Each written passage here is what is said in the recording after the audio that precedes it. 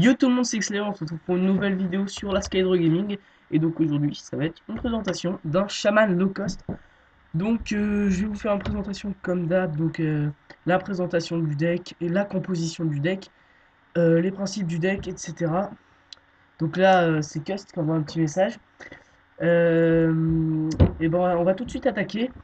On vient juste d'avoir le reset du serveur partie classée, donc on va faire une ascension en partie classée pour le tester et vous allez voir ce que ça donne. Moi aussi je vais voir, je ne l'ai pas énormément testé.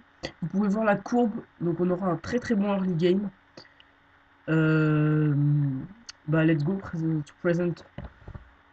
Ouais, je suis pas bilingue, hein. Allez, on commence avec 2 éclairs, 3 dégâts, une surcharge. Donc très très bien pour éliminer les cartes trop difficiles à éliminer au début. Et même ça va combo parce que c'est une carte sort à 1 mana et donc ça peut mettre des tokens comme l'enseignant pour l'Orient de Terre, un silence, un dégât. Très très bien l'Orient de Terre, ça peut tuer un Drake du crépuscule, un gnome lépreux, une écuyère, etc. C'est très très intéressant. Des gnomes lépreux qui sont une très très bonne carte. Inflige 2 points de dégâts au héros adverse en râle d'agonie. Une seule hache de forge foudre, donc 1 de surcharge. Ça sera le seul corps à corps du deck. Il peut nous aider un petit peu à contrôle. 2 amasseurs de butin qui sont des cartes assez offensives. Pour 2 mana, on a un râle d'agonie de pioche. Et je trouvais qu'on manquait un peu de pioche, du coup ça en rajoute un petit peu, mais bon. 2 dragons féeriques qui ne peuvent pas être la cible de sorts au pouvoir héroïque qui sont un excellent tour 2. Les jongleurs de couteaux, vu qu'on va mettre beaucoup de tokens, etc. C'est très intéressant. Donc là, vous voyez, il y a énormément de drop 2. Des totems langue de feu, très très bien pour booster un petit peu notre table. Des esprits farouches qui vont mettre du token charge. Donc c'est très très bien, esprit farouche. Obligation d'en mettre 2. Un seul maléfice, malheureusement, mais les 2 orientaires compensent. 2 tempêtes de foudre, donc la zone du deck. 2 élémentaires de lier qui vont combo avec toutes les surcharges et qui peuvent très vite monter. D'émettre des diablotins pour combo au niveau des tokens et de la furie sanguinaire. Totem vague de mana. La grosse pioche du deck, il faut essayer de très bien les placer. Donc attention à ne pas les, les enlever. Enfin, à pas les poser inutilement. Les enseignants pour 3, 5, etc. Beaucoup de tokens, très très bien. La furie sanguinaire, le finish. Un élémentaire de feu, on sait jamais, ça peut être très très bien.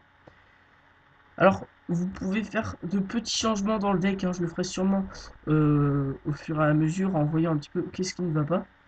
Alors, personnellement, je mets pas les croc-croc dans le deck parce qu'on n'a pas de furie des vents, etc. Qu'est-ce qu'on pourrait mettre en plus dans ce deck? Éventuellement un autre inventaire de feu et un maléfice, bien sûr. Sinon, il y a, vu que c'est un low cost, on n'a pas le droit de mettre des piques, etc. On pourrait mettre peut-être un limon si on voit qu'on a vraiment une mauvaise courbe contre tous ces types de cartes. Des golems, mais on a énormément de drop 3, du coup je me suis dit qu'ils sont pas forcément obligatoires.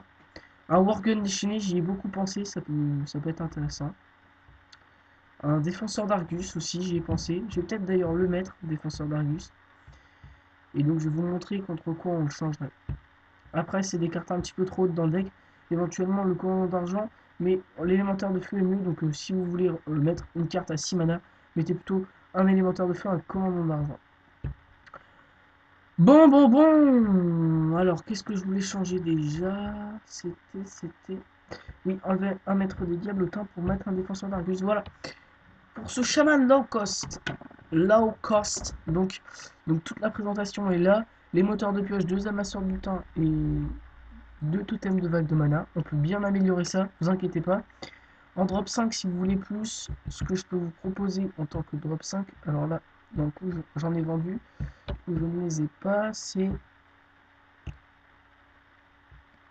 Ah ouais, il faut que... Attendez, je vais aller là-dedans. Ce qui peut être intéressant peut-être dans le deck, ça peut être Kodo déchaîné, donc qui est pas mal, le Kodo. Les Drake Azure, ça peut être intéressant, le Skype, hein, normal. Le Drake Azure peut être intéressant, mais bon, c'est vrai que je me suis dit, on est plutôt sur des cartes de early, etc. Du coup, on va pas trop gâcher ça. Alors, on va faire de la classée, etc. Donc, on aura un très long test. Je vous proposais une win rate. Bon, j'ai du mal là. Je vais vous proposer donc une win rate de ce deck, tout comme je vais proposer une win rate du starter deck mage qui a été un tout petit peu changé. Au niveau, d'accord, c'est bien, c'est pro. Au niveau des acolytes de la souffrance que j'ai rajouté, c'est une carte que j'avais oubliée qui peut très bien combo et du coup je les ai placés. Donc voilà, on se retrouvera sûrement pour la présentation et donc je tiens à dire que si on vous avait pas proposé de vidéo, c'est qu'on uploadait une arène donc en plusieurs parties avec Cust.